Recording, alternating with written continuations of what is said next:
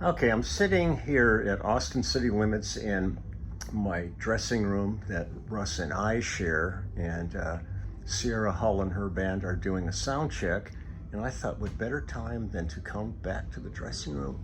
And who do I find here but Russ? So we're finally getting this together. I have people writing me every day going, so when are you going to talk to Russ? When are you going to talk to Russ? And then we tried it at one point. I talk to him every day. Yeah, I said, what's the big deal? I've been talking to him for 53 years. What's the big deal? So basically, yeah, I think we tried to do this about a week and a half ago, and we were right in the middle of it, and Bruce put on some music that was going to get this blocked. Yeah. So we just went on and moved on. So we are restarting today. So your history, your life, just give me everything you've got. Oh my God.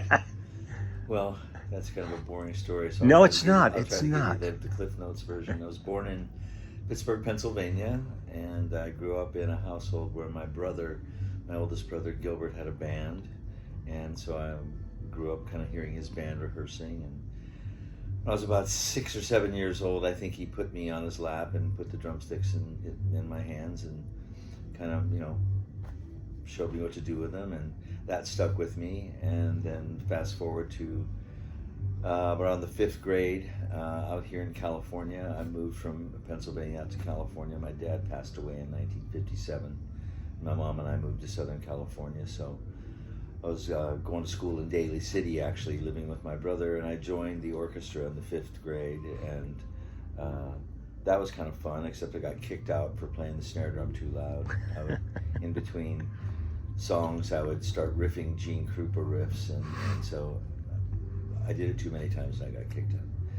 And then moved to Southern California and started playing in bands in the 7th grade, and eventually got into a band that sounded pretty good, and we kind of went a few different places and got some good gigs, and it was called Things to Come.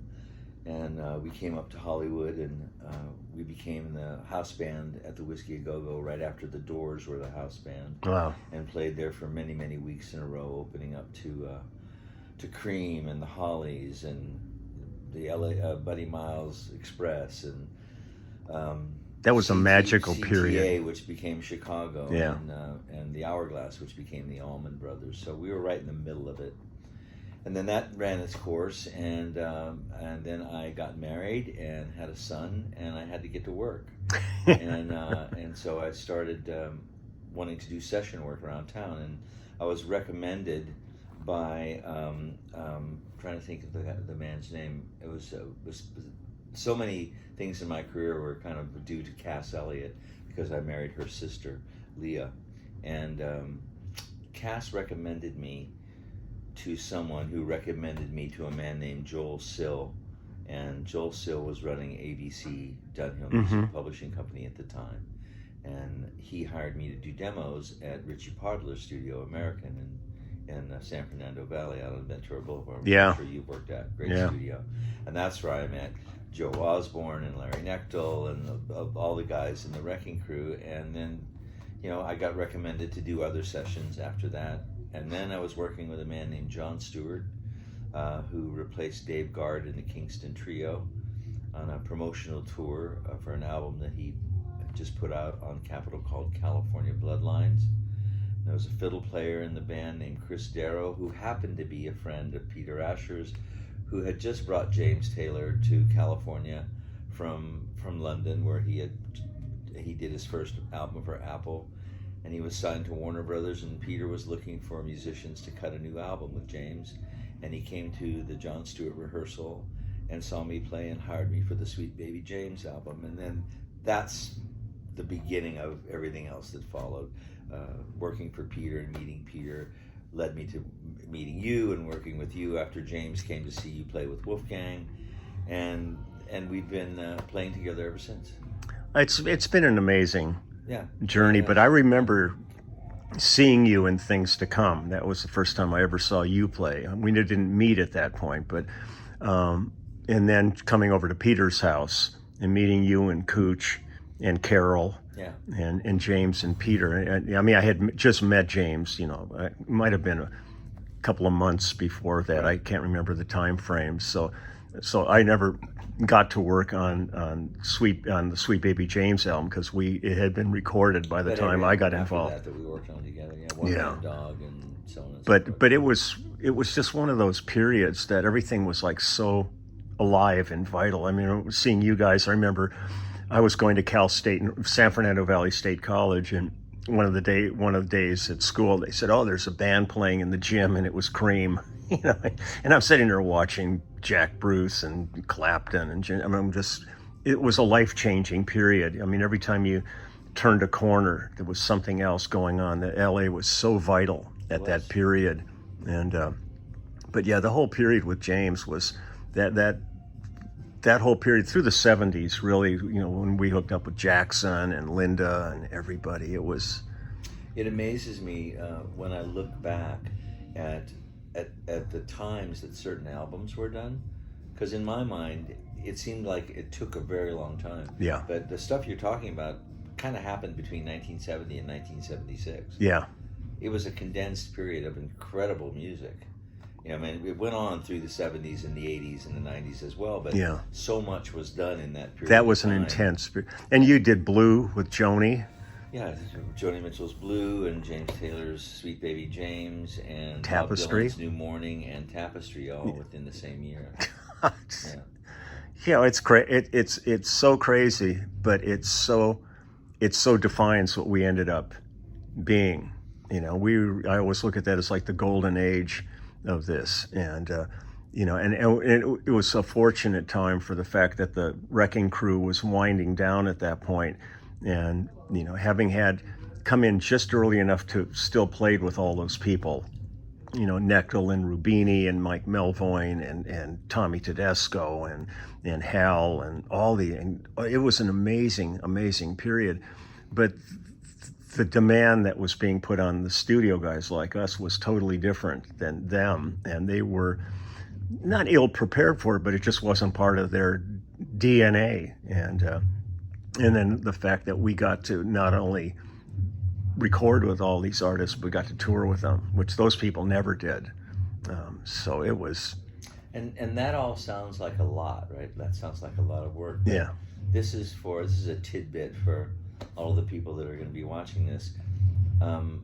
There's a lot that Leland and I have in common musically. I mean, Lee's a bass player, I'm a drummer, and we played together a lot. So we have lots of musical connection, but we have other connections that I think. Well, first of all, I'm really grateful that we have them and we share them. Yeah. But they're not always present everywhere, and the connections I'm talking about is that we love being able to do what we do all the time. Like, Lee doesn't turn anything down. I rarely turn anything down. And when we're working on something, or we're hired to, especially when we're playing together, that's our mission. Our mission is to do the absolute best we can and enjoy it. Mm-hmm. We enjoy playing together. It doesn't matter if we're on a Loud Love It tour and we're doing 7 shows a week. There's no complaining. You know, there might be an eyebrow lifted here or there if we get a little bit tired, but we love being able to do it to the point that it's a blessing. You know, we're both so grateful. One, to be able to still be able to play. Two, to have people want us to play. Three, to have people pay us to do it. And then on top of that, we get to play and get to do it and experience it together, which just increases what we have together and the sound that we make together. Yeah. I always tell people when they ask me a question that's somewhere in the neighborhood of, well, you know, what's it like? You know, what is it? What's that sound that you and Lee make together? And I say, well, just take the bass and drums out of the mix and tell me how good it sounds. Yeah. So anyway, I just wanted to put that in. No, but we're if we're on a gig or on a project, we love being there. And I think it comes out in the music. I think it really shown does all along the way. So. Yeah. Well, it's really funny. I mean, we the past couple of shows with Lyle, we've been doing it, and it's just funny the organic things, like just on Here I Am. And every time there's this break, we both freeze frame and are looking at each other, you know, and it lasts a second and then the song moves on. And I just go, this has been the fun of all this stuff is it's fun, and there's a wrapping of it. Don't take it seriously, yet you're dead serious about being professional and doing the gig the best you can. But when you're prepared and you know what's going on, then you can, and like to me, if I look over and I see you sitting there, I'm not thinking about, I'm working with a new drummer, I wonder, you know, what's going to happen here and there. It's all so organic at this point. And to me, the unusual thing was that way from the get-go. Yeah. We never worked hard at playing together. It just fell into place. So now we can have fun. We've always had fun with this because the basic core of it's already there. Yeah, So, absolutely. you know, I look back at videos from like the Blossom shows with James Taylor, which is still to me probably the apex pinnacle of his performances with that band, because that band was so incredibly good. There's nothing but joy on that stage. Everybody's having so much fun playing together, and it just, you feel it. It's just it's magical to me. And I think there's a couple physical things that's happening too between you and me. We spoke about this a little bit when we did our interview with Don Lombardi. Yeah. At the Drum Channel, but I have this belief that the pocket, a pocket, Yeah. for a drummer is comprised of the distance between your hand when it's up here and when it hits something. And every drummer's a little bit different. Yeah. It doesn't matter if you're playing to a metronome or not. It's the time that it takes to do that.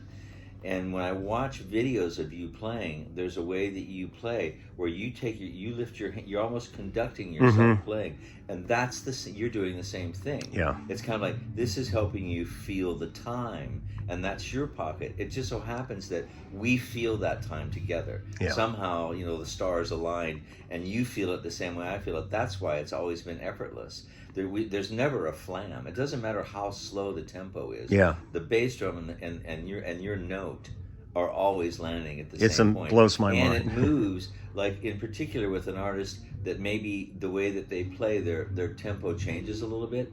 We're just changing with them. Yeah. And it's, if you put it in a Pro Tools rig and clock the tempo, it would be moving. Yeah. But we're still playing it together. You know? So I think that's why. I think we just, maybe it was, our DNA when we were born, somehow they were aligned a little bit, that we are capable of doing that without really working on it. Yeah, we've never ever talked about it. No, No, it's great, but this has been so much fun out here. I mean, I know we're all happy to be getting home, but we got a couple of gigs coming up in September in Santa Fe and Tucson, and then we're back to the immediate family. Yeah, I don't ever want it to end. I mean, as far as I'm concerned, it's like swimming or surfing or running or doing anything. You can't stop. Yeah. You just can't. If you stop, it's over. Yeah.